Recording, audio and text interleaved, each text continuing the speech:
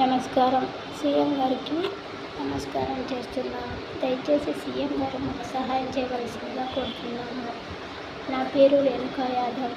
నేను సీఎం గారిని కలవాలని అనుకుంటున్నాను. మాది సత్యసాయి జిల్లా కదిరి మండలం సార్. మా సమస్య ఏమంటే మాది భూమి విషయం సార్. మాకు కోర్టులో జడ్జిమెంట్ సగభాగం మాకు ఇచ్చి సగభాగం వాళ్ళకి ఇచ్చింది సార్. కానీ వైసీపీ నాయకుల అవతల బాగా డబ్బులు ఉంది సార్. ఎంఆర్ఓ 2 సార్లు వచ్చి భూములకి వెనక్కిపోయారు సార్.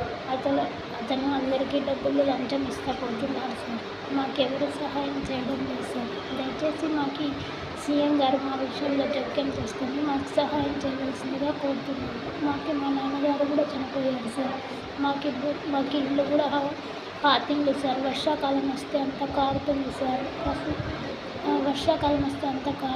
సార్. మాకు మా విషయంలో సీఎం గారు కల్పించుకొని మాకు సహాయం చేయవలసిందిగా కోరుతున్నాము. మేము కూడా టీడీపీ కార్యకర్తలమే సార్.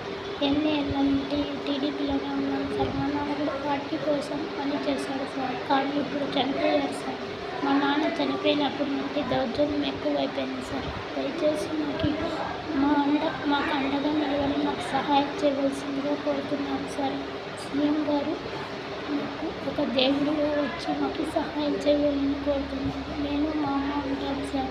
మాకెవరూ లేదు సార్. దయచేసి మా విషయంలో సహాయం చేయవలసిందిగా కోరుతున్నాను. మాకేమీ వద్దు సార్. మా భూమి మాకు ఇప్పించి కలెక్టర్ గారితో చెప్పి మాకు కొలిపించి మా భూమి మాకు ఇప్పించి పట్టా పాస్బుక్ ఇప్పిస్తే మాకు చాలు సార్.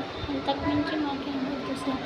మన ప్రభుత్వం వచ్చిందని చెప్పి ఎన్ని నుండి ఎదురు చూస్తున్నాం సార్. ప్రభుత్వం వస్తుంది, మన పార్టీ వస్తుందని ఎదురు చూస్తున్నాం. ఇప్పుడు మన ప్రభుత్వం వచ్చింది. మాకు సహాయం చేయవలసిందిగా కోరుతున్నాం సార్.